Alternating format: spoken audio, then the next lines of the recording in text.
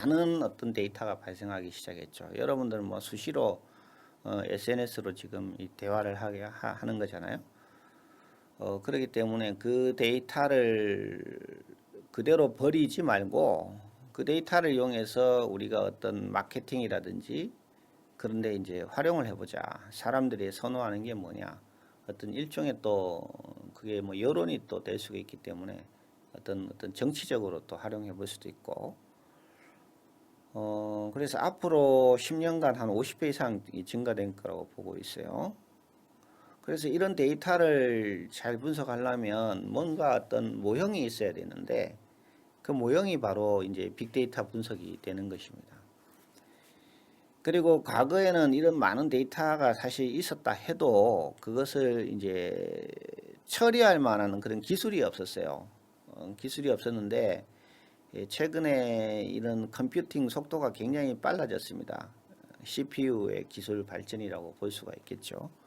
그리고 저장 기술이 굉장히 뛰어났잖아요. 요즘 뭐 여러분들 뭐 100기가짜리 이런 것을 그 USB 하나에다가 그냥 다 담을 수 있잖아요. 근데 과거에는 상상도 못했던 거죠. 그 정도를 담으려면 엄청나게 큰 하드 드라이버가 있어야 되는데 지금 그럴 필요가 없어졌다는 얘기죠.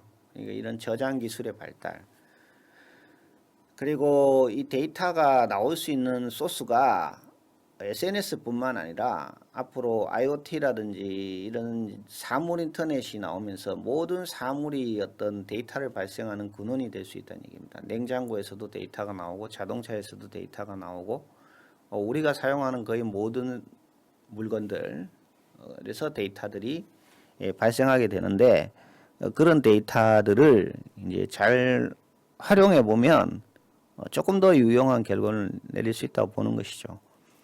냉장고에서 나온 데이터를 가지고 우리가 냉장고가 뭐 지금 이게 고장이 날 것 같은지 안 할 건지 그런 것도 분석해 볼 수가 있고, 뭐 항공기에서 발생하는 데이터를 가지고 이 항공기의 추락 여부를 미리 판단해 가지고 정비를 한다든지 뭐 그런 문제들이 얼마든지 그 활용해 볼 수가 있는 것이죠. 단순히 어떤 그 마케팅 용도로만 쓰는 것은 아니고 국민의 안전이라든지 삶의 질을 높이는 부분에서도 이 빅데이터를 활용해 볼 수가 있는 것입니다. 그래서 데이터의 크기가 계속 그 증가되고 있다라는 얘기고요. 페이스북에 뭐 공유되는 컨텐츠들 월간 뭐 300억 개, 트위터, 그 다음에 자동차에서 발생하는 앞으로 이제 무인 자동차로 되게 되면 이 자동차가 이제 센서가 전부 다 이게 작동이 되는 거니까요. 그 센서에서 이제 많은 데이터가 나올 수밖에 없고, 또 무역거래라는 것은 뭐 실시간으로 계속 나오고 있잖아요. 거기서 어마어마한 데이터가 또 발생하고 있고, 또 RFID를 요즘 뭐 거의 안 쓰는 데가 없을 정도로 뭐 출입이라든지 그 다음에 물건 배송이나 이게 다 쓰기 때문에 거기서 또 데이터가 발생할 수 있고, 그래서 이 빅데이터의 그 원천이 되는 소스가 계속 늘어나고 있다는 얘기입니다. 늘어나고 있기 때문에 우리가 그런 데이터들을 이제 잘 활용할 필요성이 점점 높아지고 있다고 볼 수 있는 것이죠.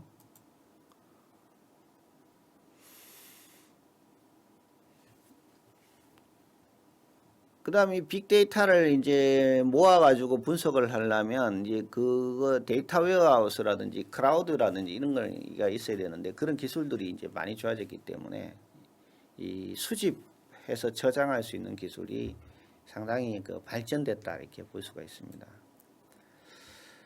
자, 그럼 우리가 빅데이터를 볼 때 뭐를 빅데이터로 보느냐 이거죠. 뭐를 빅데이터로 보느냐. 그래서 보통 이제 이 테라바이트, 이게 기가바이트, TB는 테라바이트라고 있습니다. PB는 페타바이트, EB는 에타바이트, JB는 제타바이트, YB는 예타바이트 이렇게 있죠. 그래서 1GB는 10의 구승 바이트입니다. 우리가 바이트라 그러면 글자 하나 크기를 1바이트라고 해요. 보통 그렇게 이해를 하면 되겠습니다. 그래서 10의 구승 바이트가 모여갖고 1GB가 되고 1GB에다가 곱하기 1000, 그러니까 10의 3승이죠. 10의 3승을 하면 테라바이트가 되는 겁니다. 그러니까 1000GB가 1TB 이렇게 되는 거죠. 그렇게 계속해서 3승씩 곱하면 돼요.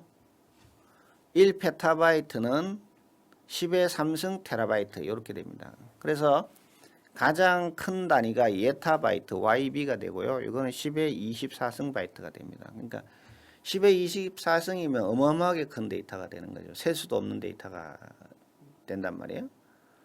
그래서 우리가 보통 빅데이터라 그러면 이 테라바이트나 페타바이트 요 이상을 우리가 빅데이터라고 합니다. 나머지 것들은 왜냐하면 기존 기술로는 다 처리가 할 수 있어요.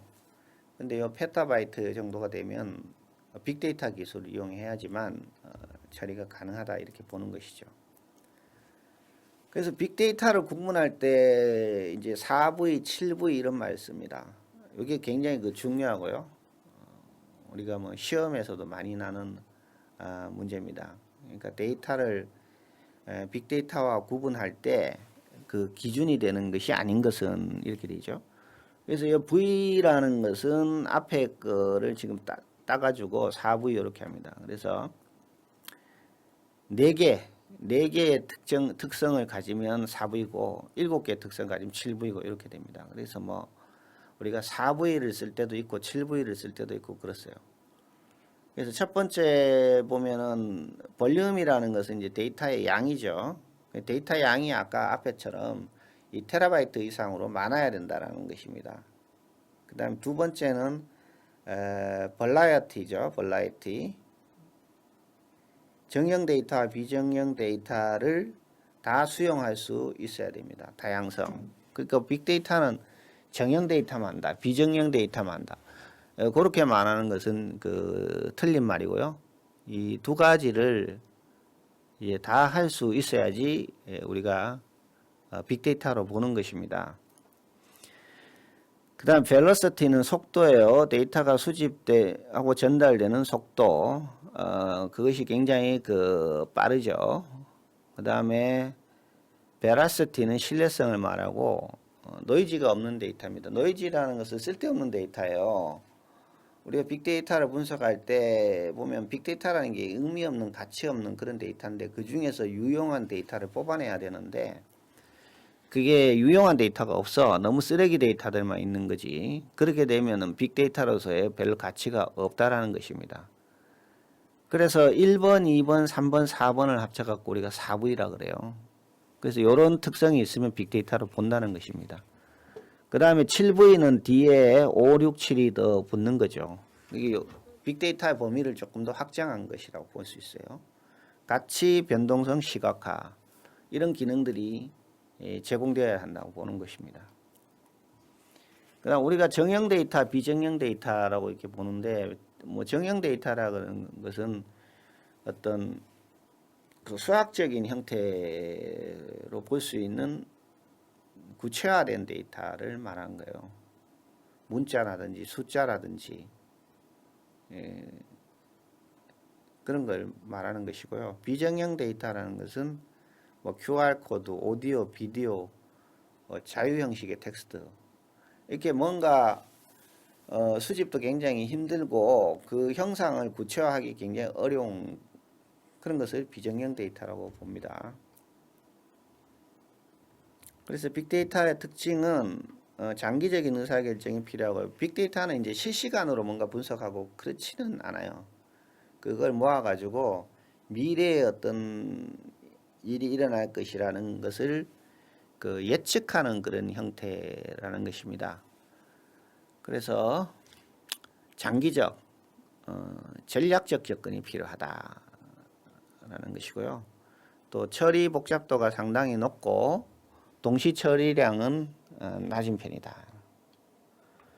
우리가 빅데이터를 이용하게 되면 비용을 절감할 수 있고 생산성을 증대시킬 수 있고 질병을 조기에 진단할 수도 있고 설비의 예방 보존, 소셜 미디어에서 고객의 행동 분석 이런 굉장히 그 다양한 분야에서 빅데이터를 그 활용해 볼 수가 있는 것입니다.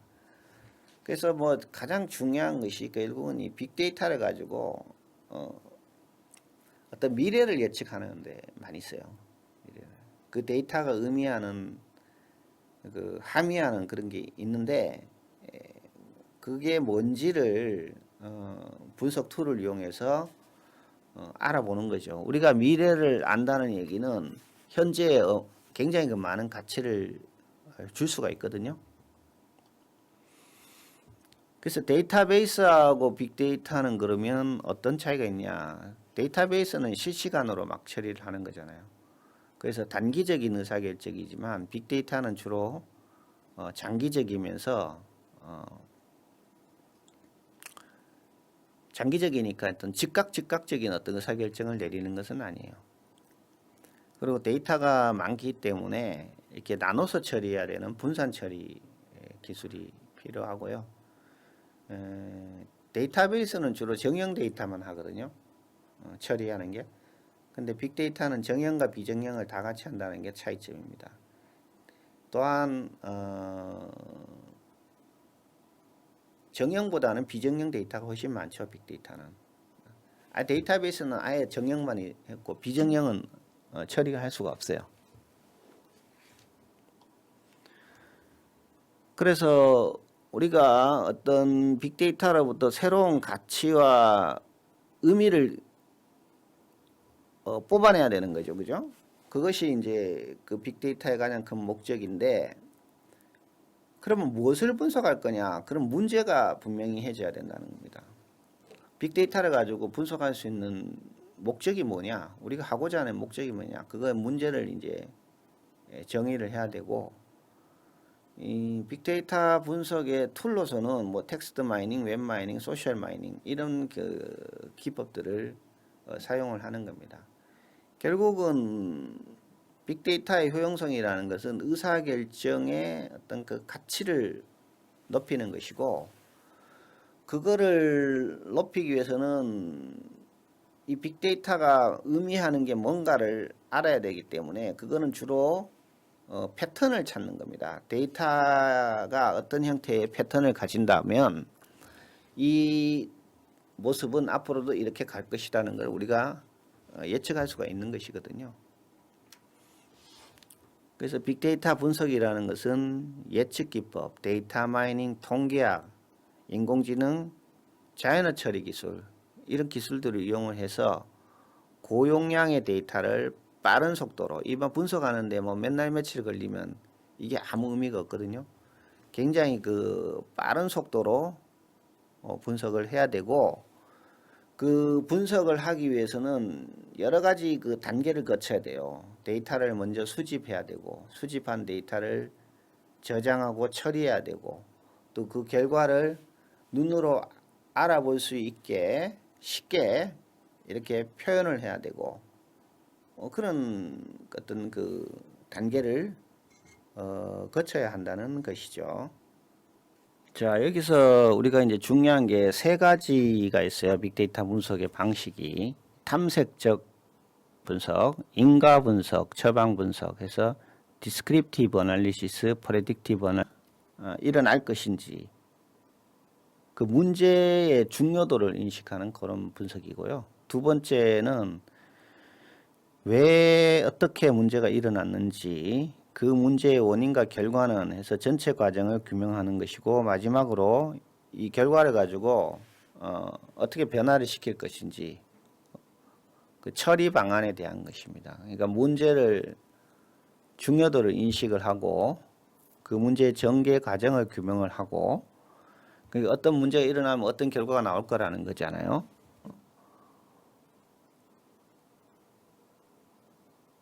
그러니까 사과가 나무에서 떨어지면 그 사과가 뭐 깨진다든지 뭐 그런 결과가 나온다는 얘기죠. 그게 인과 분석인 거죠. 그럼 그 다음에 어떻게 할 거냐? 그 사과가 깨진 사과를 뭐 버릴 것이냐, 아니면 다른 데 활용할 거냐? 이런 것들입니다. 그게 처방 분석이 되겠죠. 그래서 이 3단계의 절차를 밟아야 되고, 또 이 빅데이터는 제일 문제가 아까도 얘기했지만 의미 없는 데이터들이 많이 모인다는 얘기입니다. 그 중에서 이제 유용한 걸 뽑아야 되는데 그 뽑는 과정이 쉽지를 않아 가지고 잘못하면 엉뚱한 결과를 낼 수가 있다는 얘기입니다. 예를 들어 두 사람이 같은 시간에 같은 호텔에 2번 이상 숙박할 경우의 수 이렇게 되면은 이걸 쭉 해보면 뭐 1년을 뭐 우리가 1000일을 대상으로 하면은 10억 명이 탐색을 한 다음에 각 사람은 100일 중 1일은 호텔에 숙박한다 이렇게 가정하면 호텔은 100명을 수용 가정하면 10만 개 호텔이 있다면 후보군 쌍은 25만 쌍이 나와요. 이게 25만 쌍이라는 너무너무 많은 숫자잖아요. 그래서 이거는 아무 의미가 없는 결과가 되어버린다는 거지. 이게 빅데이터의 위험성이라 볼 수가 있습니다. 또 뭐 위험성 단점이라 보면 이제 데이터에 아까 말한 그런 품질 문제, 그러니까 분석의 오류를 일으키기 위해서 가짜 데이터를 막 일부러 발생시키는 거죠. 일부러. 또 이게 데이터가 완벽하게 구성이 되지 않고 불완전하게 발생하는 데이터들이 있어요. 그 다음에 개인정보 보호 문제가 다르고, 그러니까 빅데이터 안에서 개인정보는 사실은 이렇게 빼야 되는데, 우리가 지금 빅데이터 분석하는 것은 개인정보 보호법에 그다지 위배는 안 됩니다. 개인정보라는 것은 위배되려면 그 개인의 신원을 이게 파악할 수 있어야 되거든요. 근데 이거는 막 여러 사람의 데이터를 이제 섞어가지고 이렇게 하는 거기 때문에 그 누구의 데이터인지 그거는 알 수가 없어요. 다 합산하는 거기 때문에. 그다음 분석 방법론에 어떤 거를 쓰느냐에 따라서 결과가 전혀 다를 수가 있어요. 그 다음에 컴퓨팅 자원이 많이 필요하고 이제 또 이 분석하는데 비용이 발생할 수 있다는 문제가 있습니다. 그래서 중요한 그 그림이 요겁니다. 빅데이터의 처리 단계 보시면 데이터 소스에서 수집 단계, 저장 단계, 처리 단계, 분석 단계, 이 표현이라는 것은 이제 그림으로 이렇게 시각화로 나타내 줘야 돼요.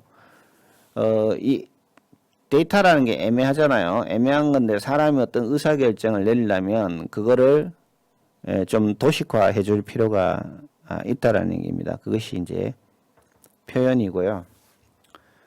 데이터 소스는 내부 데이터나 외부 데이터가 다 될 수가 있고, 수집 단계에서는 이 사람이 손으로 이제 직접 컴퓨팅 작업을 해갖고 데이터를 모을 수도 있고, 이 크롤링, 센싱, 로그 수집기라는 이 소프트웨어들이 있습니다. 그걸 이용해갖고 그 소프트웨어가 다니면서 데이터를 찾아오는 것이죠. 그런 다음에 찾아온 데이터를 한 군데 모아놔야 됩니다. 그게 이제 저장이고요. 저장하고 난 다음에 이제 처리를 하는데 이 처리에 여러 가지 그 기법들이 있어요. 일괄 처리를 할 수 있고 실시간으로도 할 수는 있습니다. 분산 병렬 처리. 그다음 분석도 이제 전 처리 과정을 먼저 거친 후에 분석을 해요. 전 처리 과정이라는 것은 이제 노이즈가 있는 것을 버려버리는 것이죠.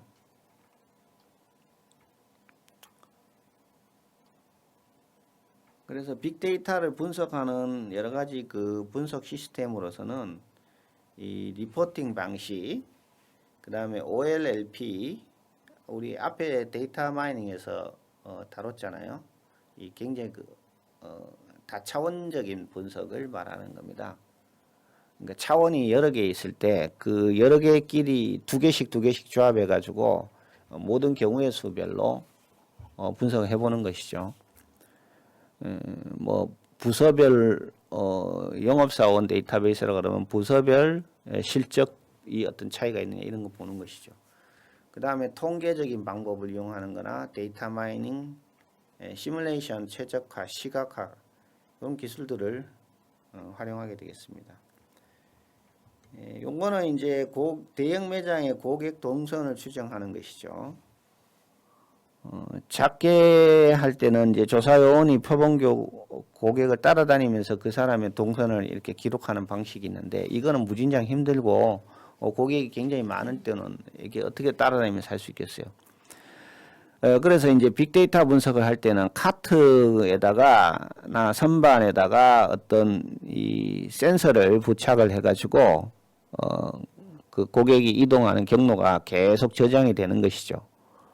그러면 그 저장된 데이터를 가지고 우리가 분석을 해보면 고객이 어떤 경로로 이동을 했고 어떤 선반에서는 얼마 정도 머무르고 뭐 그런 거를 우리가 알아볼 수가 있다는 얘기입니다. 근데 이게 이제 한 명의 고객이 아니고 이제 카트에 실었기 때문에 많은 고객들에 대한 데이터가 수집이 되잖아요. 그럼 그걸 전체적으로 보면 우리 매장을 찾는 고객들이 주로 많이 찾는 선반이 어느 쪽이다. 그걸 안다는 겁니다. 그럼 그 선반에는 굉장히 우리가 팔려는 어떤 중점적으로 그런 물건들을 진열을 하는 것이죠. 그리고 전혀 보지 않고 미구매하는 그런 상품들이 있다면 그건 굳이 진열할 필요가 없잖아요. 그거를 메인에다가 이렇게 가장 잘 보이는 진열대에다 올려두는 것은 잘못된 것이다. 그래서 레이아웃을 다시 고치는 방법으로서 이 빅데이터를 활용해 볼 수 있다는 것입니다. 질병 치료는 이제 이거는 뭐 IBM 왓슨 같은 경우라든지 이런 거지. 우리가 이제 영상의학에서 여러분들 뭐 MRI, CT, 엑스레이 이런 거 촬영하잖아요. 근데 요것을 가지고 이제 어떤 질병이 있다라는 걸 진단하는데 이게 지금 사람이 하는데 이 사람이 하다가 보니까 오류가 많이 발생할 수가 있어요. 그러니까 그 사진이 이제 명확하게 이렇게 나오거나 질병이 명확할 때는 그게 뭐 웬만한 사람 누구든 이게 다 판단할 수가 있는데 애매한 경우가 있잖아요. 인 것 같기도 하고 아닌 경우도. 그런 경우에 이 질병 판단이 상당히 어렵다. 이게 뭐 암이냐 아니냐 그런 거죠.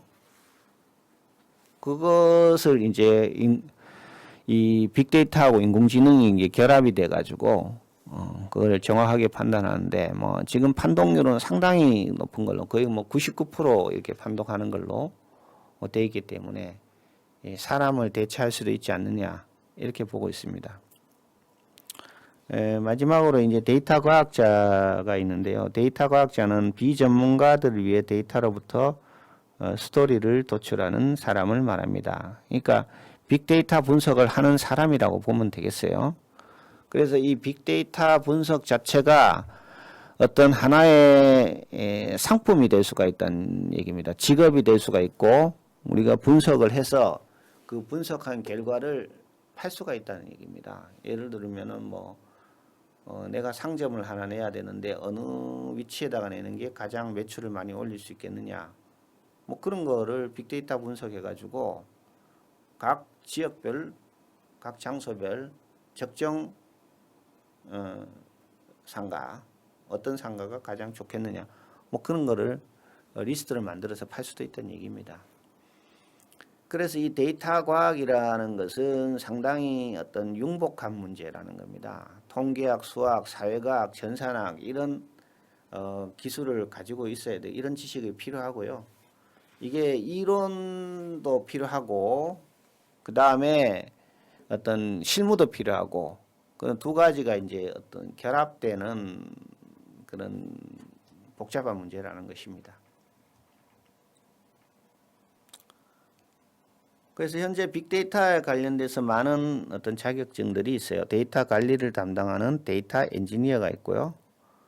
데이터 분석가가 있습니다. 그리고 데이터 과학자가 있고요. 각각의 이제 역할이 조금씩 다르다는 걸 볼 수가 있습니다. 알겠습니다. 자, 빅데이터는 크게 요 순환 과정이 있어요. 그래서 요 순서를 여러분들이 잘 알아야 됩니다. 먼저 데이터를 추출, 저장, 처리, 분석, 시각화, 예측, 적용 이렇게 되겠죠. 순서 기억하기.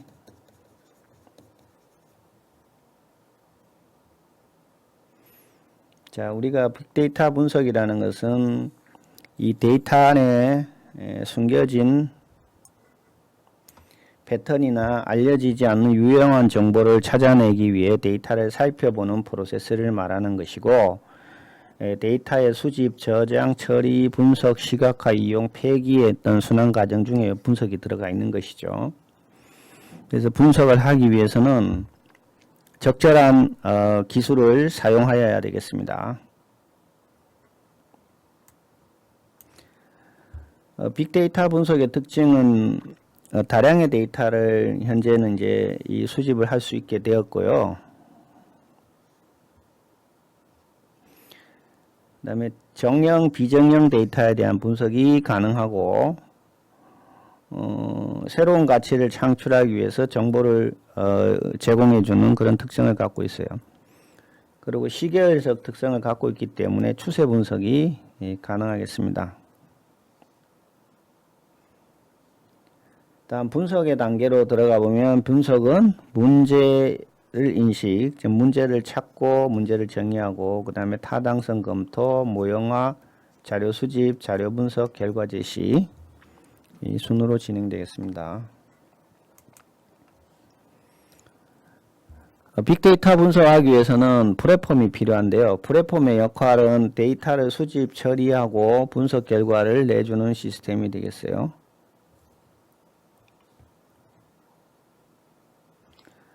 자, 그럼 먼저 빅데이터 수집에 어떤 것들이 이 수집을 할 수 있느냐라는 거죠.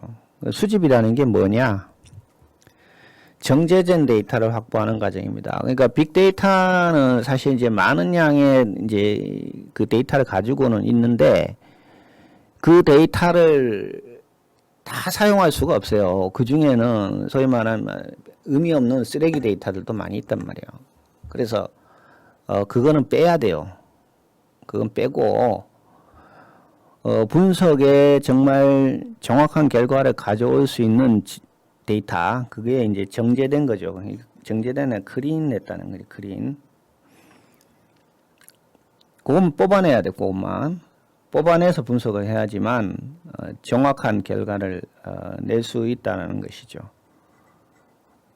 그 과정이 빅데이터 수집에서 다 포함되는데 현재 수집기로서는 로그 수집기, RSS 리더, 웹크롤러 이런 것들이 있습니다. 로그 수집기는 웹서버의 트랜잭션을 수집하는 것이고 RSS 리더는 프로그램을 통해서 수집하고 웹크롤러는 소셜 데이터를 웹 로봇으로 수집하는 것입니다.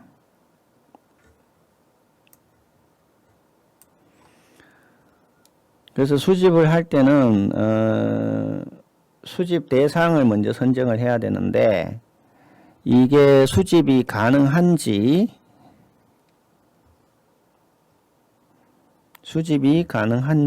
판단을 해야 되고 또 사용 가능한지, 이용 목적에 맞는지 등을 하고 개인정보 침해나 수집 비용을 고려해야 됩니다. 그래서 우리가 빅데이터는 뭐 어떤 연관된 데이터들이 아니기 때문에 그냥 의미 없는 데이터이기 때문에 일반적으로 개인정보 침해에 크게 해당되지는 않습니다. 하지만 그 안에 이제 민감한 정보들이 또 빅데이터에 포함될 수 있거든요. 개인을 식별할 수 있는 정보가 있으면 안 되니까 그런 부분을 체크를 해야 된다는 거죠. 그리고 데이터는 내부 데이터가 있고 외부 데이터가 있습니다. 이 내부 데이터는 회사 안에 있는 데이터베이스들이 되겠습니다. 데이터베이스. 그다음 외부 데이터는 이제 인터넷 상에 있는 그런 데이터겠죠. 인터넷으로 연결된 외부에서 데이터를 수집하겠어요. 데이터 수집 시 고려될 사항은 실시간 수집이 돼야 되고 수집하는데 시간이 너무 오래 걸리면 안 됩니다. 시간을 단축해야 됩니다. 자, 그다음 두 번째, 수집한 다음에 변환과 통합 과정을 거칩니다. 수집 과정에서 컴퓨터가 바로 처리할 수 없는 비정형 데이터를 구조적 형태로 바꿔주는 것입니다. 빅데이터 정제가 이 과정에서 포함이 되고요. 비정형 데이터를 정제하거나 또는 정형 데이터에서 누락된 거는 이제 데이터 값이 빠졌거나 형식이 다르거나 내용 자체가 틀린 데이터를 동일하게 이렇게 고쳐줘서 분석을 할 수 있도록 해줘야 한다는 것이죠.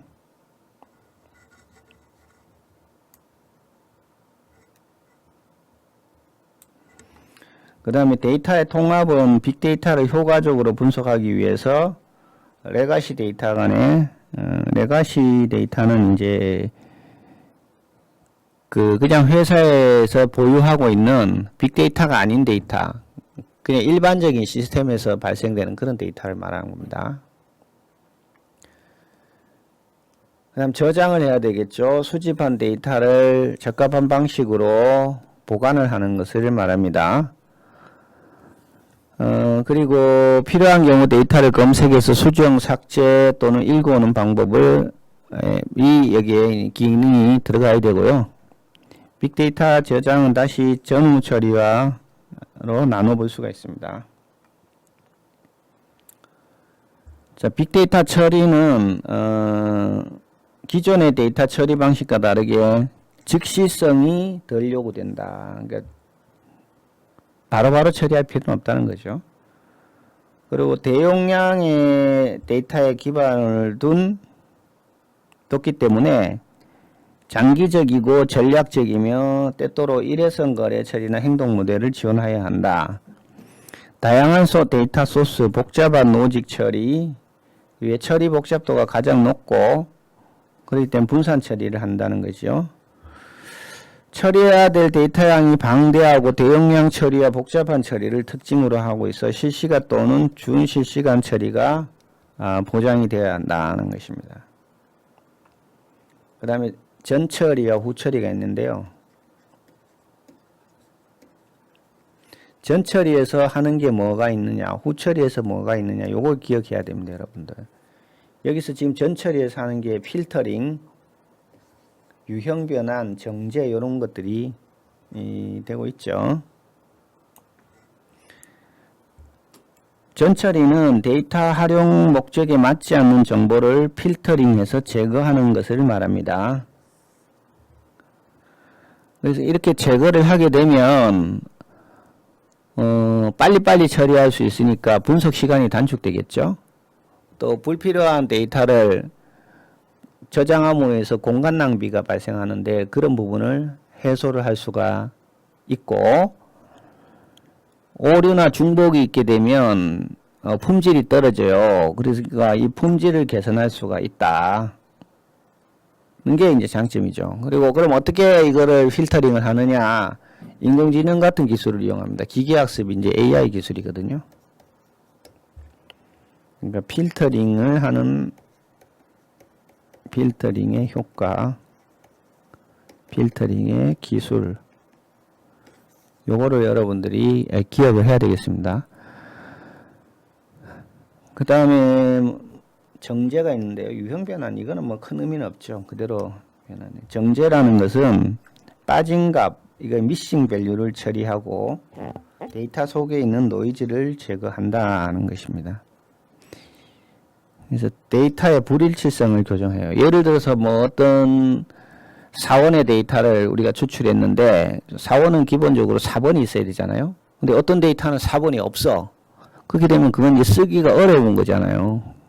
그래서 이 빠진 값을 버릴 것이냐 아니면 적당한 값을 넣어가지고 이제 활용할 것이냐, 이제 그런 부분이 여기서 정해진다는 것이죠.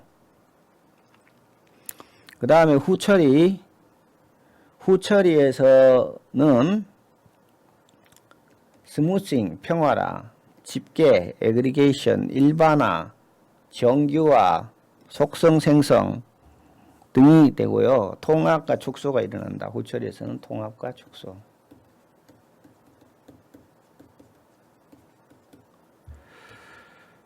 통합이라는 것은 연관성 있는 데이터를 하나로 결합하는 것이고, 축소는 분석에 불필요한 데이터를 제거하여 하고 고유한 특성은 손상되지 않도록 효율성을 높이는 과정입니다.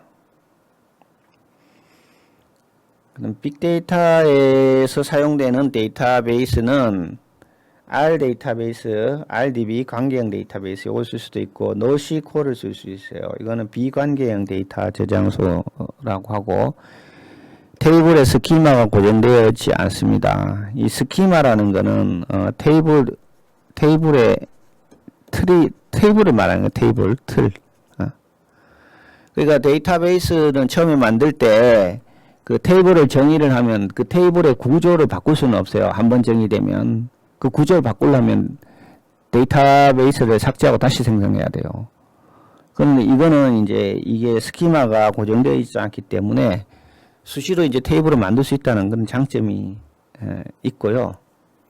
이 조인이라는 것은 이제 이 테이블끼리 서로 교차를 시켜서 데이터베이스를 찾는 겁니다. 그러니까 매칭 시키는 거죠. 매칭. 어떤 값이 같은 것끼리 매칭을 시켜서 원하는 데이터를 찾아가는 건데 이게 조인이 없죠.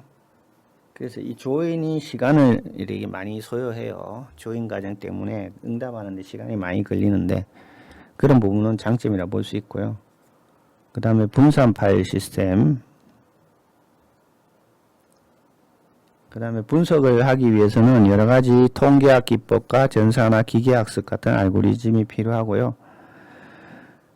또 최근에는 소셜미디어 등 비정형 데이터 적용이 가능한 텍스트 마이닝, 오피니언 마이닝, SNS 분석, 군집 분석 등이 주목을 받고 있습니다.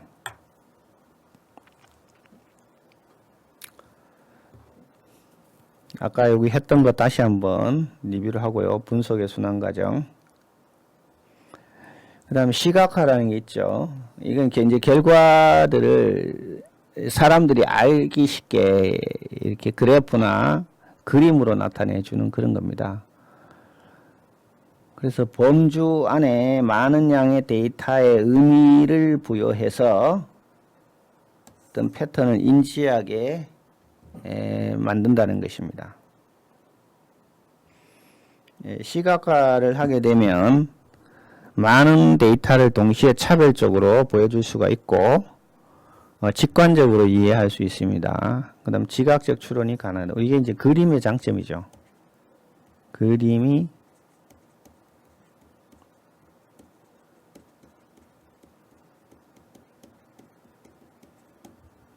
장점입니다.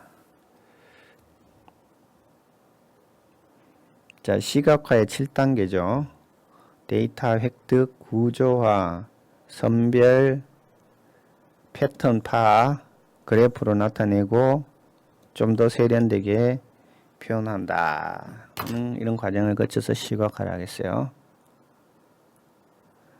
그래서 시각화의 기술로서는 시간 시각화, 분포 시각화, 관계 시각화, 비교 시각화, 인포그래픽, 일러스트레이션 이런 거 있죠. 인포그래픽은 다양한 정보를 차트, 다이어그램, 지도, 로고 등으로 표현하는 것을 말합니다.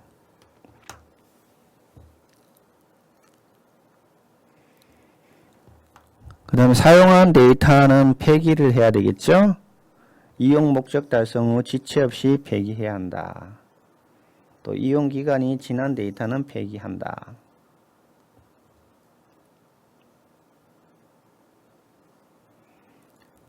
소셜 빅데이터 분석 방법으로서 텍스트 마이닝, 그 다음에 오피니언 마이닝, 그 다음에 네트워크 분석 등이 있어요.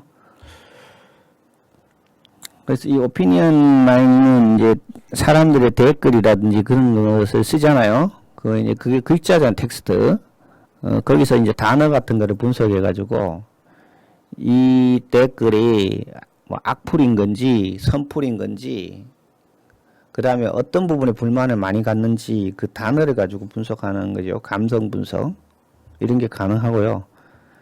그 다음 네트워크 분석은 네트워크의 연결 구조, 연결 강도를 해가지고 메시지가 어떤 경로를 통해 전파되는지 누구에게 영향을 미칠 수 있는지를 파악하는 기술이 되겠습니다. 여기 뭐 이런 질문인데 봅시다. 빅데이터 전처리 중 정제 과정에서 가장 중요한 부분은 무엇인가? 또한 노이즈를 제거하는 기준은 무엇인가? 누락된 값 적절한 거 바꾸고요. 이상치 제거, 이상치라는 거는 이제 잘못된 거죠. 중복된 데이터 제거, 데이터 형식의 통일화 등을 거칩니다. 노이즈 제거 기준은 통계적 데이터 분포와 특성을 분석해서 하게 되는데요. 그리고 데이터의 일관성과 패턴 분석, 동일한 사건에 대한 데이터가 서로 다른 값을 가질 때는 정제를 해가지고 일관성을 유지합니다. 빅데이터 분석은 데이터의 불완전성 때문에 품질이 떨어질 가능성이 있고요. 또 식별 가능한 정보를 포함할 수 있기 때문에 이 식별 가능한 정보라는 게 뭐 주민번호 이런 거죠. 개인정보 위배가 될 수가 있고요. 또 처리 과정이 복잡하고 분석 결과가 사회적, 인간적 어떤 요소를 반영하기가 어렵고 특정 집단이나 관심을 과소 반영해서 데이터의 편향성이 나올 수가 있다는 얘기죠. 그렇게 되면은 결과가 전혀 다른 게 나와버리는 거죠.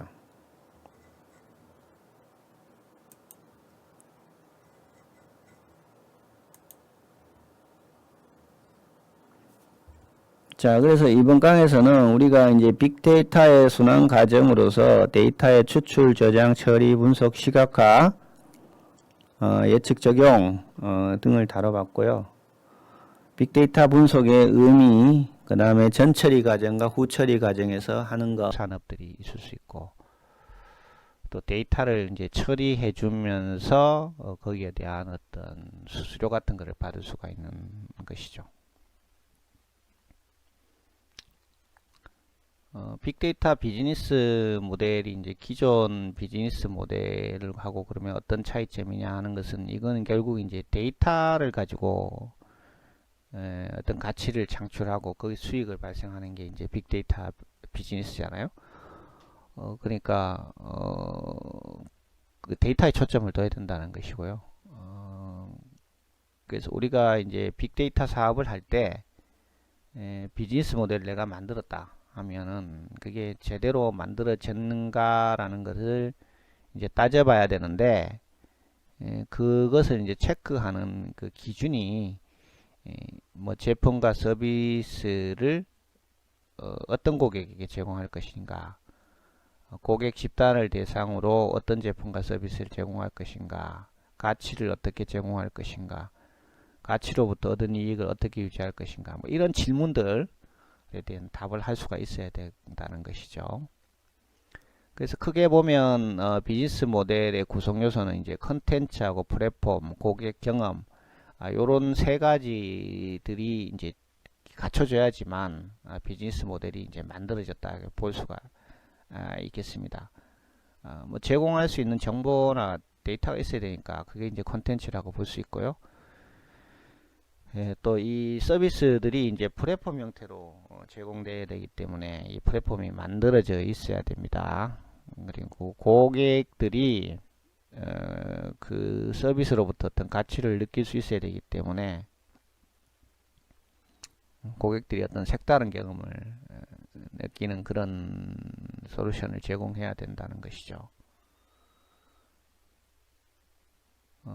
그래서 뭐 비즈니스 모델은 이제 빅데이터를 수집 저장하여 이를 서비스에 맞게끔 맞추어 분석하고 분석된 데이터를 이용하여 필요한 서비스를 제공하는 것이다. 이렇게 정의를 할 수가 있겠습니다. 여러 가지 비즈니스 모델이 이제 나오는데 먼저 첫 번째는 이제 컨설팅 관련 비즈니스 모델은 이제 기업과 개인을 대상으로 빅데이터 컨설팅을 해주는 것이죠.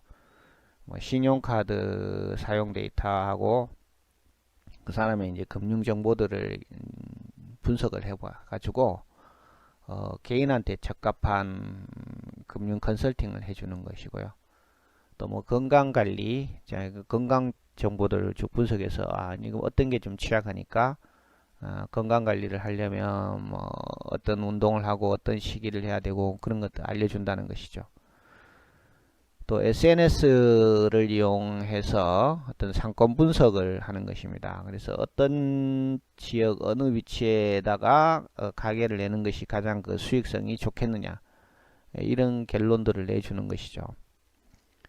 또 구매 패턴 정보를 이용해서 제품 개발 컨설팅을 해주는 문제도 있을 수 있겠습니다. 그 다음 판매 비즈니스 모델은 이제 데이터를 필요로 하는 사업자를 찾아 데이터를 직접 판매하거나 필요자와 연계시키는 모델이 되겠고요. 그 외에 뭐 솔루션 관련해서 이제 빅데이터를 수집, 저장, 분석하는 이런 이제 네트워크 장비라든지 서버, 분석 툴 이런 것들을 이제 공급해 주는 사업도 있을 수가 있겠습니다. 디지털 광고는 이제 자동 알고리즘을 이용을 해가지고 사람들이 이제 가장 많이 찾는 게 뭐냐라는 것을 발견해서 거기에 맞는 그 광고를 내주는 거죠. 뭐 광고라는 게 이제 소비자들이 봐야 되니까 그게 이제 관심 있을 때 보는 거 아닙니까? 그러니까 소비자의 성향과 취향들을 분석해가지고 거기에 적합한 맞춤형 광고를 내주는 것이죠. 그러려면은 분석을 하기 위해서는 어떤 데이터들가 필요한데 그 데이터들이 이제 빅데이터라는 거죠. 무인 자동차 역시 대표적인 이제 빅데이터 활용 사례라고 볼 수 있습니다. 이 자동차가 이제 운행을 하려면 사람인지 사물인지 그런 거를 이제 시각적으로 인지를 해야 될 거 아닙니까? 그래야 차가 주행을 할 수 있는 거니까 뭐 사람이나 사물은 피해 다녀야 되니까 그래서 그런 정보들을 이제 빅데이터를 가지고 판단을 하는 것이죠. 일종의 그 빅데이터가 이 사람으로 보면 이제 뇌의 역할을 하는 것이라는 거죠. 그래서 그 빅데이터를 이제 인공지능을 통해서 이제 분석을 해서 어떤 뭐 도로나 차선 정보 이런 것들을 판단을 하는 것입니다. 그래서 구글은 GPS 정보를 활용해서 실제로 뭐 특수한 지도를 직접 구축하는 방식으로 무인 자동차를 개발했다. 그러니까 사람이 이제 길을 인지를 해서 가야 되니까 그것을 이제 구글 같은 경우에 이제 그 지도를 갖고 있잖아요. 구글 지도. 그 구글 지도를 이용해서 차가 이제 그 지도에 따라서 이제 움직이도록 그렇게 하는 것이죠. 그다음 분산 파일 시스템은 이제 아주 큰 파일을 조그마한 파일 여러 개로 나눈 다음에 소규모 컴퓨터에 나눠서 저장하는 기술이 되겠고요. 이렇게 하는 건 이제 비용이 훨씬 더 저렴하다는 것이고 우리가 이제 빅데이터는 데이터가 많잖아요. 그러니까 그것을 향후에 이제 관리할 수 있는 한 가지 방법이 된다는 것입니다. 그다음 뭐 구글에서 한 빅데이터 기술 이제 맵리듀스라는 기술이 있어요. 이거는 이제 분산 처리 기술입니다. 그래서 뭐 처리 속도를 이제 빨리 하기 위한 어떤 한 가지 방법으로서 개별 자료, 그러니까 데이터 양이 많으면 그 분석하는 시간이 오래 걸리니까 데이터를 이제 나눠서 자른 거죠. 잘라서 이제 각각에서 분석을 한 다음에 그것을 모아서 총합적인 결론을 내는 그런 방식이라고 볼 수가 있습니다. 하두분 이제 대용량 데이터들의 이제 분산 저장 및 처리를 위해 다수의 컴퓨터를 네트워크로 연결하여 하나의 시스템 같이 할 수 있는 어떤 가상의 어떤 시스템이라 볼 수가 있겠습니다. 그 외에 빅데이터를 이용해서 이제 기상 예측을 하는 것도 빅데이터로 이용할 수가 있습니다. 우리가 뭐 날씨 예측을 하는데 많은 정보들이 필요하죠, 그죠? 그런 것들을 빅데이터 분석을 한다는 것입니다. 그래서 뭐 날씨와 대기 오염 물질 정보 기반의 월별 아토피 피부염 환자 수 예측 이것도 이제 빅데이터로 했고요. 미세먼지 추정, 일 사망자 수 예측 이런 것도 가능하다는 것이고요. 도로 유지 보수들도 운전자들이 이제 스마트폰으로 도로가 이렇게 자기가 운행하다 보면 도로가 파손된 지역이 발견된다는 거죠. 그러면 스마트폰으로 이거를 이제 전송하면은 그런 것들을 다 모으는 거죠. 모아가지고 우리가 이제 도로를 유지 보수할 때 이제 어디 가서 보수하고 어떤 정도로 보수해야 되고 그런 정보를 파악할 수 있다는 것이죠. 소비자의 구매 행동, 그러니까 테스코 같은 경우에 이제 소비자 구매 행동을 분석을 해서 이거를 이제 마케팅에 활용하는 것입니다. 예를 들어서 고객이 어떤 식품을 이제 구매했다 하면은 그 식품 구매의 어떤 소비 성향, 구매 패턴, 라이프 스타일을 이제 파악을 해가지고 니한테 이제 이런 거를 구매하는 게 좋겠다. 뭐 이런 거 하면은 더 할인이 되고 이렇게 하면은 건강에 도움이 될 것이다. 뭐 이런 걸 추천해 주는 것이죠. 농업 생산에서도 이제 농업이라는 게 이제 날씨에 굉장히 이제 영향을 많이 받죠. 그 다음에 이제 토양의 환경 이런 것들 영향을 받기 때문에 이 빅데이터를 분석해 가지고 이제 어떤 농작물을 재배하는 것이 가장 좋고 또 농약은 언제 살포하는 게 좋고 수확은 언제 하는 것이 가장 좋고 이런 것들을 알려준다는 것입니다. 그리고 우리 뭐 맛집 추천 이거는 많이 이제 나오는 거죠. 현재도 뭐 네이버 같은 데서 이런 것들을 지금 제공해주고 있고요. 또 실시간 교통 정보를 안내해주는 것도 그거요. 그래서 이걸 가지고 뭐 차량의 정확한 도착 시간들을 알려준 버스 도착 시간, 그 다음에 어느 쪽으로 가기, 뭐 내가 원하는 지역으로 가기 위해서 이제 최단 경로가 뭐냐는 그런 정보들도 알려준다는 것이죠. 그 사용자의 그 SNS 패턴을 분석하는 것도 있고요.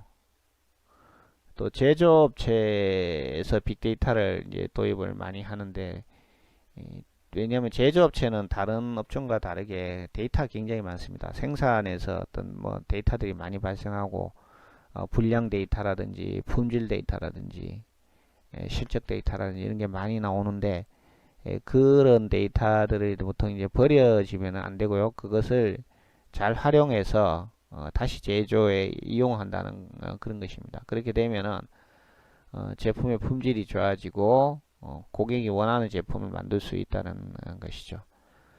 그래서 제조업의 데이터를 이제 빅데이터를 분석하게 되면 이게 제조업하고 서비스업이 이제 결합되는 그런 형태가 되거든요. 그래서 그거를 이제 서비타이제이션이라고 얘기를 합니다. 그러니까 제조업이 새로운 서비스 산업을 창출한다 이런 뜻이 된다는 것이죠. 그래서 서비타이제이션은 이제 제조사는 전통적으로 제품의 판매 이후에 해당 제품의 보증 기간 내에서 유지 보수, 부품 교체 등만을 해주고 있습니다. 그 이후에는 이제 고객이 별도로 이제 부담을 해야 되는 경우인데요. 이 경우에도 부품의 원활한 조달이 어려울 수 있기 때문에 특히 첨단 제품인 경우에는 뭐 단종이 되고 부품을 구할 수 없는 경우가 있잖아요. 그래서 이런 점을 이제 이용을 해가지고 유지 보수 및 부품 교체, 청소, 서비스 이런 것을 계속 지속적으로 해주는 것이죠. 그러니까 제조업이 서비스업에 진출을 한다 이렇게 보면 됩니다. 그것을 이제 서비타이제이션이라고 얘기를 할 수가 있습니다.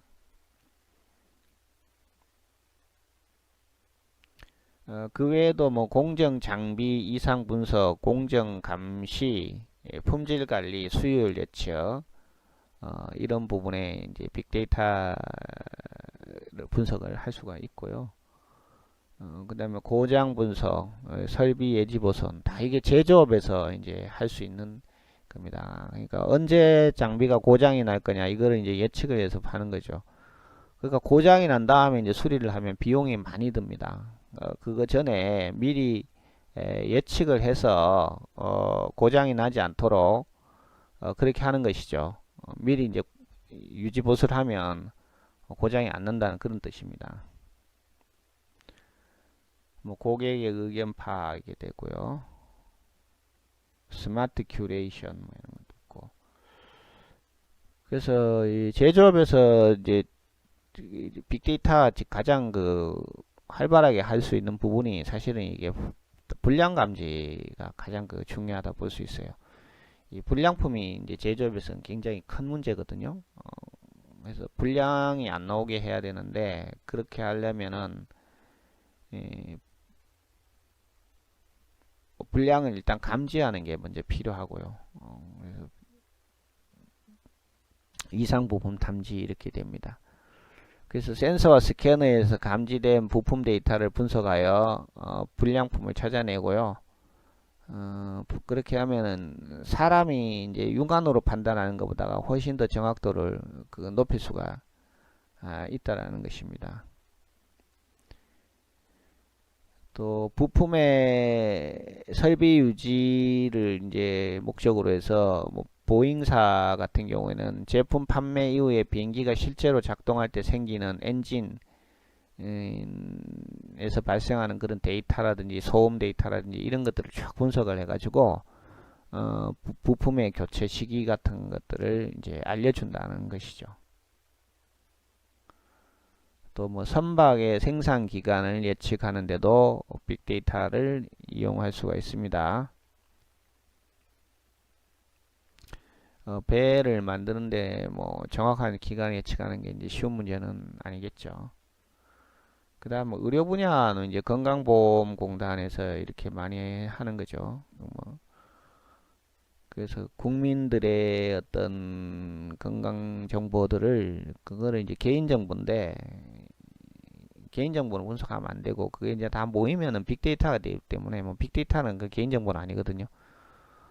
그런 걸 이제 분석을 해가지고 뭐 질병에 대한 어떤 위험도들을 알려준다는 것이 될 수가 있고요.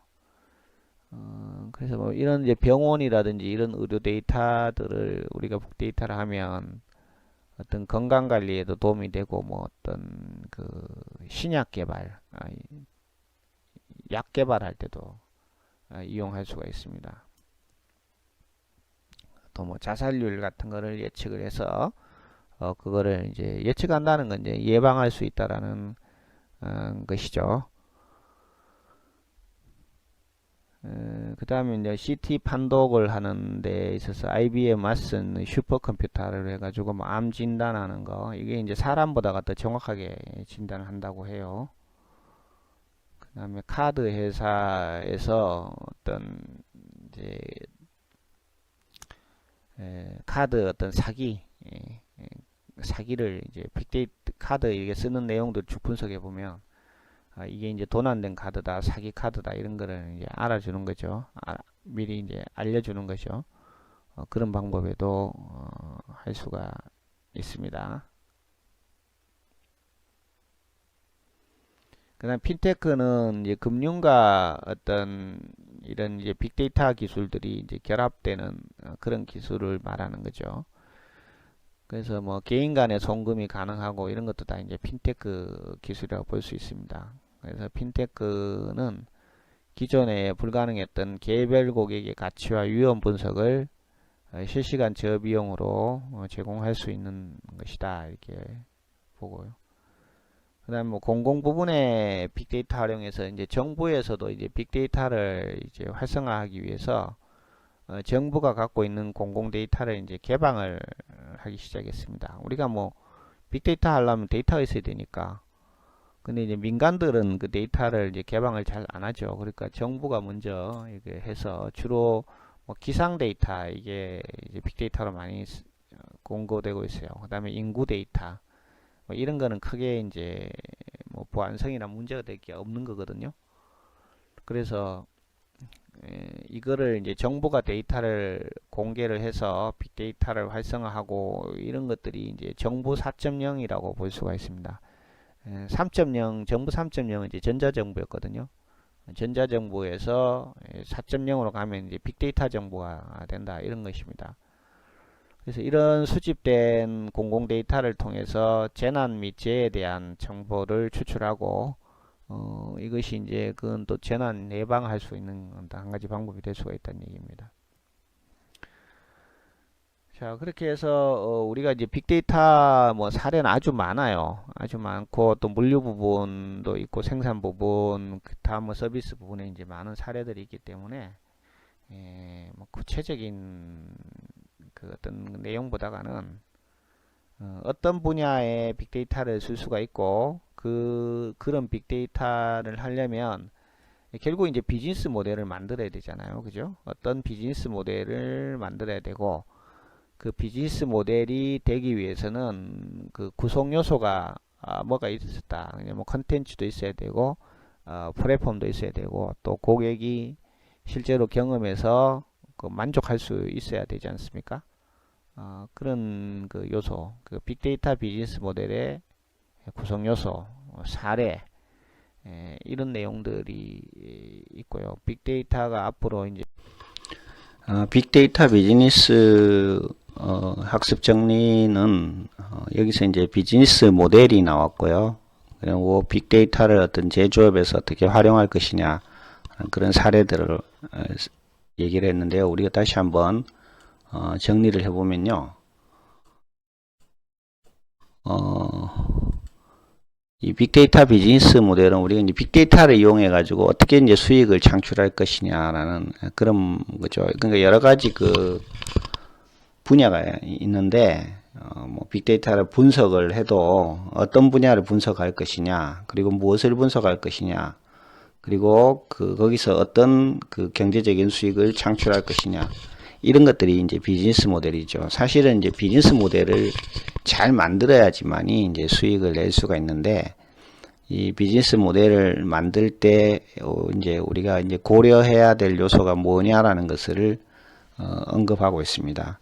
고객에게 어떻게 가치를 제공할 것이고, 고객 서비스를 차별화하고, 가격을 얼마를 받아야 하는 게 적정할 거냐. 이 뭐 가격이라는 것이 이제 너무 비싸게 받으면은 안 되겠죠. 그러면은 수요가 확 줄어드니까. 그리고 너무 적게 받으면은 이익을 창출할 수 없고요. 또 어떤 방법으로 그 비용을 청구할 것이냐. 그런 것들이 이제 빅데이터 비즈니스 모델에서 다뤄야 될 내용입니다. 그래서 빅데이터를 가지고 사업을 하기 전에는 먼저 이 비즈니스 모델을 잘 만들어야 된다는 것이죠. 그래서 비즈니스 모델을 만들 때 이 세 가지의 요소를 고려하라고 했습니다. 먼저 컨텐츠가 있어야 됩니다. 컨텐츠. 그리고 이 빅데이터를 서비스를 하려면 고객들은 어떤 뭐 사이트에 들어와야 되잖아요. 그거를 우리가 이제 플랫폼이라고 합니다. 이 플랫폼을 통해서 수요자 공급자가 이렇게 연결되는 그런 장소라고 볼 수가 있습니다. 그리고 고객과 어떤 제품 간의 어떤 상호작용, 이것을 우리가 이제 고객 경험이라고 하는데, 결국은 그 파는 거는 어떤 상품을 파는 게 아니고 고객의 경험을 판다는 것이죠. 이 고객은 경험을 구매한다는 얘기는 그 구매를 통해서 어떤 상당한 어떤 만족감을 느낀다는 것이죠. 그래서 우리가 뭐 식당을 가더라도 이제 분위기 좋은 식당을 찾는 이유는 바로 어떤 음식 맛도 중요하지만 그런 어떤 그 고객의 경험, 뭐 고객의 느낌이라고 보면 되겠습니다. 경험이라는 게. 그것을 이제 중요시하기 때문에 그렇다는 거죠. 빅데이터도 마찬가지 그 예외가 없이 이런 이제 경험을 팔아야 된다는 것을 얘기를 했고요. 그 외에 뭐 여러 가지 그 비즈니스 모델들을 얘기를 했습니다. 이 컨설팅 쪽에 살 수 있는 비즈니스. 그러니까 빅데이터를 분석해 가지고 뭐 금융 컨설팅이라든지 어떤 요즘 뭐 어떤 취업 컨설팅이라든지 그런 거 다 가능하다는 얘기죠. 그 다음에 판매 비즈니스 모델을 만들 수가 있어요. 사업자를 찾아내서 데이터를 직접 파는 거죠. 그 데이터를 필요로 하는 사람들이 있을 거예요. 예를 들어 뭐 우리가 기상 데이터다. 내일 뭐 날씨가 어떤 거냐. 이거는 이제 날씨에 굉장히 민감한 일을 하는 사람들이 있잖아요. 대표적인 뭐 놀이동산 같은 경우죠. 놀이동산 같은 경우에 비가 오면은 영업할 수 없기 때문에 그 준비를 많이 했는데 그 문을 닫게 되면 손실이 크잖아요. 그런 경우는 이제 일기예보보다 좀 더 정확한 이런 이제 빅데이터를 이용한 어떤 기상 예측을 하게 되는데 그 예측치를 돈 주고 산다는 얘기죠. 그 다음에 이제 각종 그 빅데이터를 분석하기 위한 여러 가지 그 장비라든지 소프트웨어들이 있어야 되잖아요. 이런 거를 이제 우리가 솔루션이라고 하는데 이 하드웨어라든지 소프트웨어 이런 것들을 이제 공급해주는 기업들도 어떤 하나의 비즈니스 모델로 볼 수가 있습니다. 특히 이 광고가 이제 많이 활용이 되고 있는데,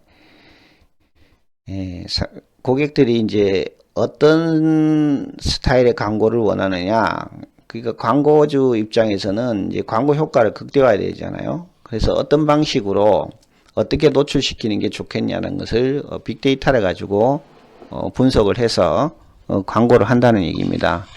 그래서 일종의 소비자 맞춤형 광고를 하는 것이 되겠죠.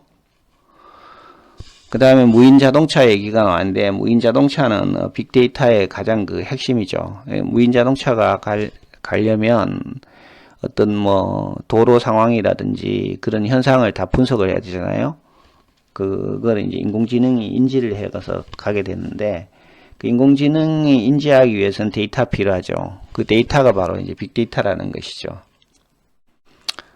뭐, 그 다음에 뭐, 구글에서 나온 것 중에 이제 맵 리듀스, 이거는 이제 처음에 이제 나왔던 건데요. 빅데이터 처리를 위한 분산 컴퓨팅 시스템, 이렇게 되어 있습니다.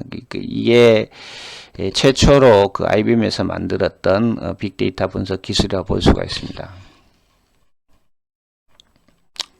그 다음에 뭐, 이제 기상 예측, 도로 유지 보수, 뭐 이런 데 활용할 수 있고요. 고객의 구매 행동 분석, 농업 생산, 농산물 이제 잘 자라기 위해서는 어떤 그 날씨라든지 이런 거 예측을 하고 농약의 양을 얼마를 투입하는 게 가장 좋겠냐, 이런 것도 분석하는 게 이제 농업 생산에서 할 수 있고요. 그다음 우리 여러분들 이제 맛집 추천들 많이 봤었고요. 그리고 이제 제조 쪽에서 이제 빅데이터 도입하는 거, 이게 이제 사실 이제 제일 중요한 부분이라고 볼 수가 있겠습니다. 아직까지는 그렇게 많이 활성화가 안 됐지만, 이 제조 쪽에 빅데이터가 잘 활용되게 되면 굉장히 어떤 생산 혁신을 가져올 수 있다는 얘기입니다. 그래서 우리가 이제 여기 이제 서비타이제이션을 많이 나왔잖아요. 이제 서비스업과 제조업이 이렇게 결합이 되는 거죠. 그러니까 제조업 자체에서 수익을 내는 것보다가 서비스를 제공함으로써 더 많은 수익을 낼 수 있다라는 얘기입니다. 그래서 제조가 서비스가 이렇게 통합되는 그런 형태를 역할을 하는 게 바로 그 빅데이터라는 것이죠.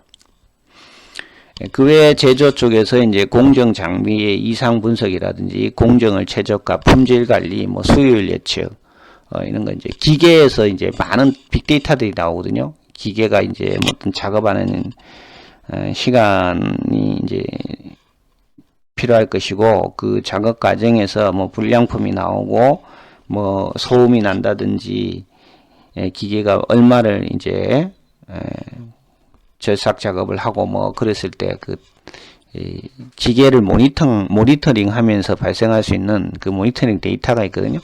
그걸 이용해서 기계 성능을 높이고 생산량을 늘리는 것이죠. 그리고 이제 고장이 났을 때 고장을 수리하는 거. 그래서 사실은 이제 고장이 난 다음에 수리하는 것보다는 고장이 날 것 같은 거를 빅데이터로 미리 예측합니다. 그래서 고장 나기 전에 미리 수리하는 것이죠.